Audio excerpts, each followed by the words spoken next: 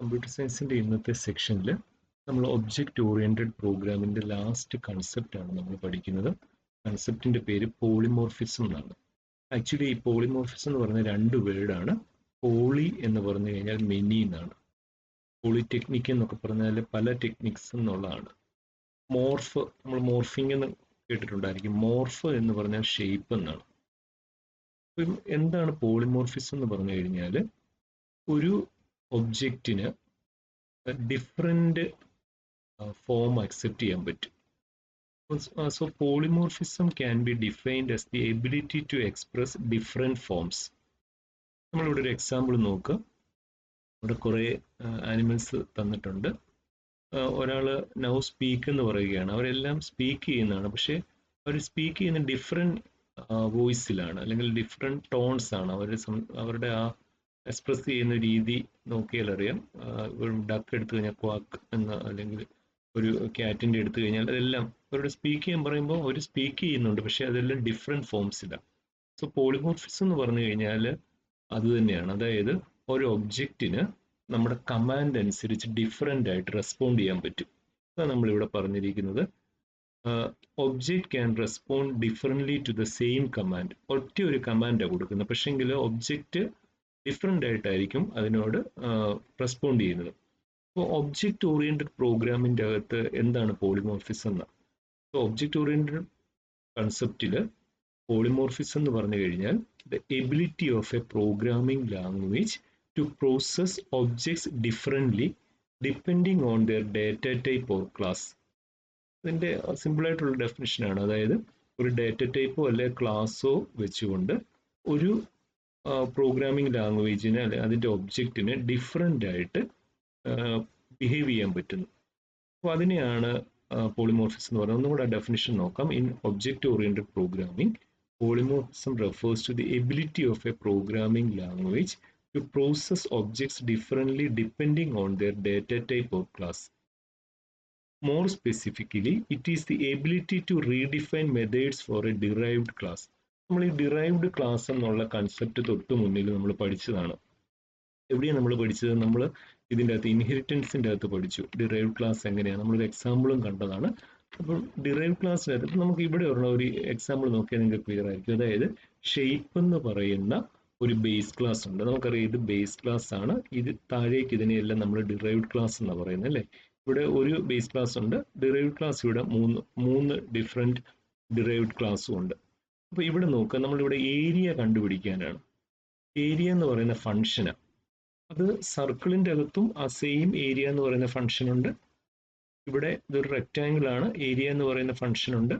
അതുപോലെ തന്നെ ട്രയാങ്കിളിനും ഏരിയ എന്ന് പറയുന്ന സെയിം ഫംഗ്ഷൻ തന്നെ, സെയിം നെയിമാണ്. പക്ഷെ നമുക്കറിയാം ഇവിടെ ഇതിൻ്റെ ഈ സർക്കിളിൻ്റെ ഏരിയ കാണുന്ന പോലെയല്ല റെക്റ്റാങ്കിളിൻ്റെ ഏരിയ കാണുന്നത്. റെക്റ്റാങ്കിളിൻ്റെ ഏരിയ കാണുന്ന പോലെയല്ല ട്രയാങ്കിളിൻ്റെ ഏരിയ കാണുന്നത്. അതിൻ്റെ അർത്ഥം ഒരേ ഫംഗ്ഷൻ, പക്ഷെ അത് കോൾ ചെയ്തിരിക്കുന്ന ഡിഫറെൻ്റ് ഒബ്ജക്റ്റിനനുസരിച്ച് അത് ഡിഫറെൻ്റ് ആയിട്ടായിരിക്കും ബിഹേവ് ചെയ്യുന്നത്. അപ്പം ഇതിനെയാണ് പോളിമോർഫിസം എന്ന് പറയുന്നത്. നമുക്ക് എക്സാമ്പിൾ ഓഫ് പോളിമോർഫിസം ഇവിടെ നമുക്കറിയാം. ഇതിന് പറയുന്ന പേരെന്താണ്? ഈ ഷേപ്പ് ഏരിയ ഫംഗ്ഷൻ, അതിന് പറയുന്ന പേര് ബേസ് ക്ലാസ് ആണ്. അപ്പോൾ ആ ബേസ് ക്ലാസിൻ്റെ ഡിറൈവ്ഡ് ക്ലാസിൻ്റെ അകത്തെല്ലാം അതിൻ്റെ അകത്തെ ഫംഗ്ഷനെ തന്നെ കോൾ ചെയ്തിരിക്കുന്നത്. പക്ഷേങ്കിൽ ഇതിൻ്റെ അകത്ത് ഡിഫറെൻ്റ് ഏരിയയാണ് കാണുന്നത്. അതായത് സർക്കിളിൻ്റെ ഏരിയ കാണുന്നത് ഡിഫറെൻ്റ് ഒരു ഫോർമുല ആയിരിക്കും. ഓക്കെ, ഇനി നോക്കാം. ഈ പോളിമോർഫിസത്തിനെ പ്രധാനമായിട്ടും രണ്ടായിട്ട് ഡിവൈഡ് ചെയ്തിട്ടുണ്ട്. ഇത് പരീക്ഷയ്ക്ക് ചോദിക്കുന്ന ഒരു ക്വസ്റ്റ്യൻ ആണ്. നമുക്കിതിൻ്റെ വലിയ ഡെപ്തിൽ പോകേണ്ടതായിട്ട് കാര്യമില്ല. പ്രോഗ്രാമിംഗ് ഒന്നും നമ്മളോട് ചോദിക്കത്തില്ല. നമ്മളതിൻ്റെ തിയറി പാർട്ട് ക്ലിയർ ആയിട്ട് പഠിക്കുക. പോളിമോർഫിസം എന്താന്ന് പറഞ്ഞു? പോളി എന്ന് പറഞ്ഞു കഴിഞ്ഞാൽ എന്താണ്? ഡിഫറെൻറ്റ്, അല്ലേ? പോളി എന്ന് പറഞ്ഞാൽ മെനി എന്നാണ്. അതുപോലെ തന്നെ മോർഫ് എന്ന് പറഞ്ഞു കഴിഞ്ഞാൽ ഷേപ്പ് എന്നാണ്. അപ്പം പോളിമോർഫിസം എന്താന്ന് പറഞ്ഞു.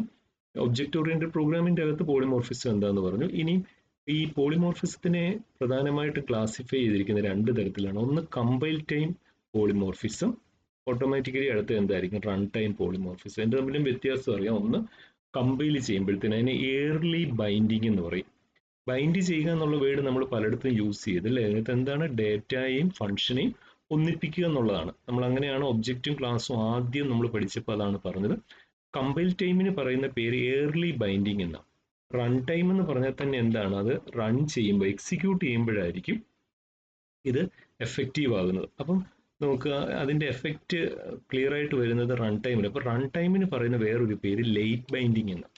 കമ്പൈൽ ടൈം പോളിമോർഫിസത്തിന്റെ വേറെ ഒരു പേര് സ്റ്റാറ്റിക് എന്നാണ്. നമുക്കറിയാം റൺ ടൈമിന് നമ്മൾ പഠിച്ചിട്ടുണ്ട് റൺ ടൈം ഡൈനാമിക് അല്ലേ. റൺ ടൈമിൻ്റെ അകത്ത് നമ്മൾ റൺ ടൈം അവിടെ മെമ്മറി അലോക്കേഷൻ ഒക്കെ പഠിച്ചു. ഡൈനാമിക് മെമ്മറി അലോക്കേഷൻ റൺ ടൈമിലാണെന്നൊക്കെ പറഞ്ഞു. അതുപോലെ തന്നെ ഈ പോളിമോർഫിസം രണ്ട് രീതിയിലുണ്ട്. നമുക്കിവിടെ നോക്കാം. പോളിമോർഫിസത്തിനെ രണ്ടായിട്ട് ഡിവൈഡ് ചെയ്തിട്ടുണ്ട്. നമുക്ക് ഈ ഫിഗർ നോക്കുക. റൺ ടൈമും റൺ ടൈമിന്റെ വേറൊരു പേര് ഡൈനാമിക്കും, അതുപോലെ തന്നെ കമ്പൈൽ ടൈമും, അതിന് പറയുന്ന പേര് സ്റ്റാറ്റിക്കും. ഈ കമ്പൈൽ ടൈമിനെ വീണ്ടും രണ്ടായിട്ട് ഡിവൈഡ് ചെയ്തിട്ടുണ്ട്. അത് ഏതൊക്കെയാണെന്നാണ് പറയുന്നത്. ഒന്നിന്റെ പേര് ഫംഗ്ഷൻ ഓവർലോഡിങ്, രണ്ടാമത്തേത് ഓപ്പറേറ്റർ ഓവർലോഡിങ്. ഈ ഫിഗർ നോക്കിക്കഴിഞ്ഞു കഴിഞ്ഞാൽ ഇതിന്റെ പോളിമോർഫിസത്തിന്റെ ക്ലാസിഫിക്കേഷനെ കുറിച്ച് വളരെ ക്ലിയർ ആയിട്ടുള്ളൊരു ഐഡിയ കിട്ടും.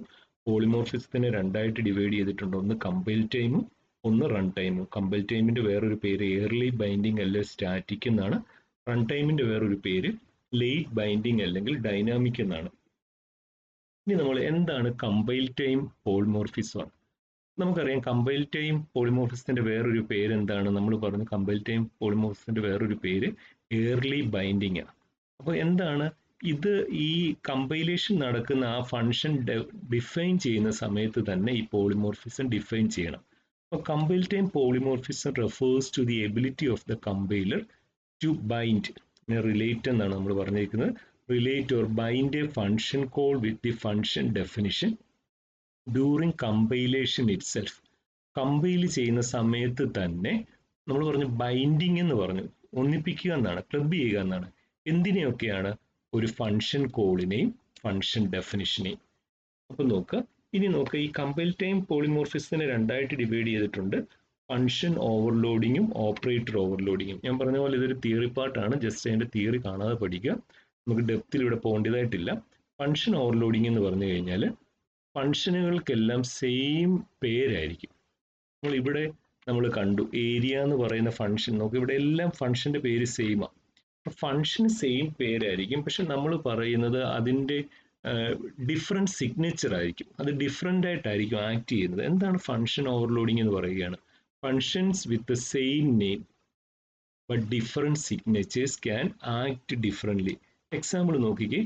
ഒരു സ്ക്വയറിൻ്റെ ഏരിയ കാണാൻ വേണ്ടിയിട്ടത്തിന് ഏരിയ ഒരു ബ്രാക്കറ്റ് നോക്കുക, ഇൻറ്റ് ഒറ്റ വാല്യൂ മതി.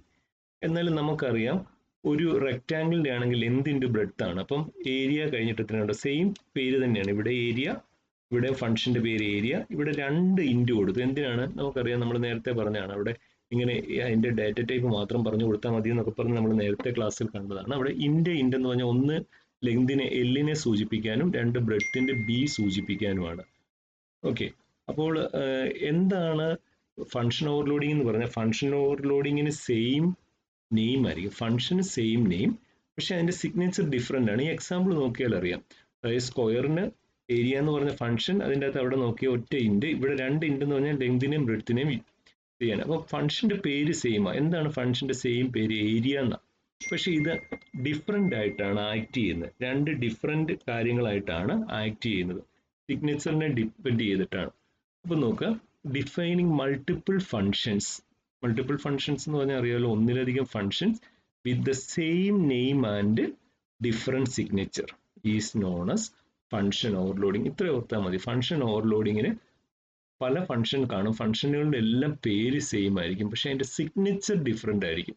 സിഗ്നേച്ചർ എന്ന് ഉദ്ദേശിക്കുന്ന ഇതാണ്. ഇവിടെ നമ്മൾ ഈ എക്സാമ്പിൾ നോക്കിയാൽ അറിയാം. അതിൻ്റെ അകത്ത് വേണ്ടിയ വാല്യൂ, അതിന്റെ ഡാറ്റ ടൈപ്പ്, അതെല്ലാം ഡിഫറെൻ്റ് ആയിരിക്കും. Next one operator overloading.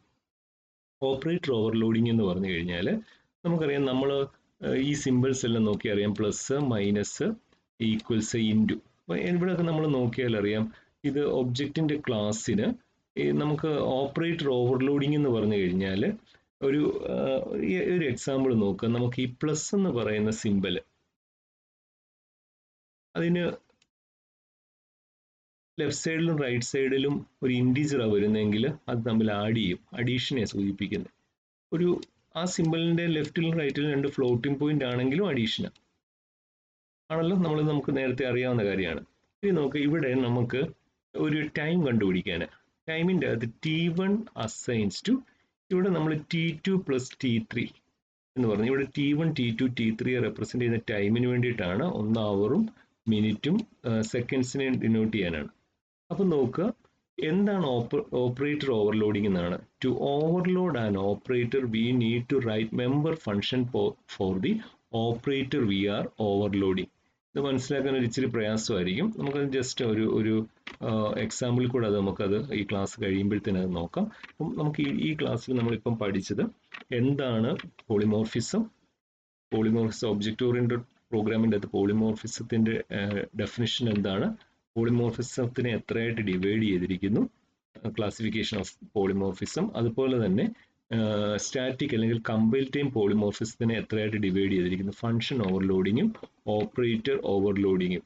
അപ്പോൾ എന്താണ് ഓപ്പറേറ്റർ ഓവർലോഡിംഗ് ഒന്നും കൂടെ പറയാം. It makes it possible to use the ordinary operator to exhibit different behaviours on different objects of a class depending on the type of operands it receives.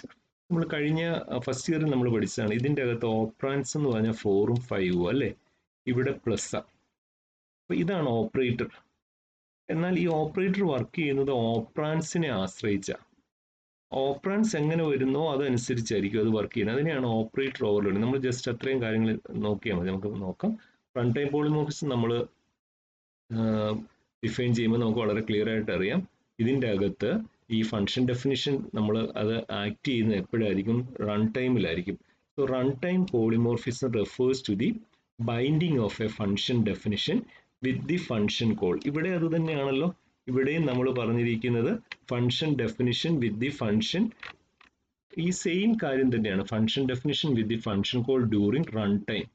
ഇവിടെ ആയിരുന്നെങ്കിൽ അത് ഡെഫിനിഷന്റെ സമയത്തായിരുന്നു, നമ്മൾ അതിനെ ഡിഫൈൻ ചെയ്യുന്ന സമയത്ത്. ഇവിടെയാണെങ്കിൽ അത് റൺ ചെയ്യുന്ന സമയത്തായിരിക്കും. It uses the concepts of pointers and inheritance. ഇതൊക്കെ നമ്മൾ ജസ്റ്റ് തിയറി പാർട്ടായിട്ട് മാത്രം നോക്കുക. അപ്പോൾ റൺ ടൈം പോളിമോർഫിസം എന്ന് പറഞ്ഞു കഴിഞ്ഞാൽ ബൈൻഡിങ് ഓഫ് രണ്ട് കാര്യങ്ങളാണ്, സെയിം കാര്യം. ഇവിടെ binding of a function definition with the function call during run time. നമ്മൾ ഇവിടെ ഈ കമ്പൈൽ ടൈം പോളിമോർഫിസത്തിന്റെ അകത്ത് പറഞ്ഞിരിക്കുന്നത് function call with the function definition during compilation. Compile ചെയ്യുമ്പോൾ, ഇത് കമ്പൈൽ ചെയ്യുമ്പോഴല്ല, പ്രോഗ്രാം എക്സിക്യൂട്ട് ചെയ്യുമ്പോൾ, റൺ ചെയ്യുമ്പോൾ.